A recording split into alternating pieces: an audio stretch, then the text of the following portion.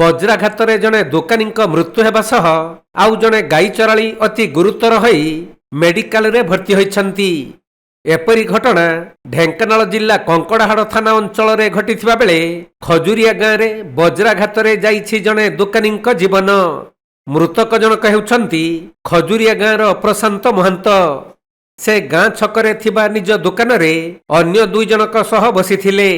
ଏତିକି ବେଳେ ହଠାତ୍ ବଜ୍ରପାତ ଘଟିବାରୁ ତାଙ୍କୁ ଅତି ଗୁରୁତର ଅବସ୍ଥାରେ ପରିବାର ଲୋକମାନେ ଉଦ୍ଧାର କରି 108 ଆମ୍ବୁଲାନ୍ସ ଯୋଗେ କାମାକ୍ଷାନଗର ଉପଖଣ୍ଡ ଚିକିତ୍ସାଳୟକୁ ନେଇଥିଲେ।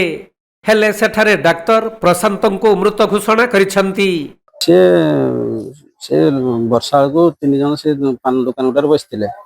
ପାନ ଦୋକାନ ବସିଥିଲେ ସେ ଲାଇଟିଂରେ ଅଲରେଡି 3 ଜଣ ଯାକ ଗଳି ପଡ଼ିଥିଲେ। 3 ଜଣ ଯାକ ଗଳି ପଡ଼ିଥିଲେ, 2 ଜଣ ଉଠିଗଲେ, ଇଏ ଡେଥ୍ କରିଗଲେ ଆଉ। ତେବେ ଅନ୍ୟ ଏକ ବଜ୍ରାଘାତ ଘଟଣାରେ କଙ୍କଡାହାଡ଼ ଥାନା କରଗୁଳା ଗାଁ ଦେବଗଣ ସାହିର କାୟର ଗୁପ ନାମକ ଜଣେ ବ୍ୟକ୍ତି ଅତି ଗୁରୁତର ଆହତ ହୋଇଛନ୍ତି। ସେ ଗାଁ ନିକଟସ୍ଥ ପଡ଼ିଆରେ ଗାଈ ଚରାଉଥିବା ବେଳେ ବଜ୍ରାଘାତର ଶିକାର ହୋଇଥିଲେ।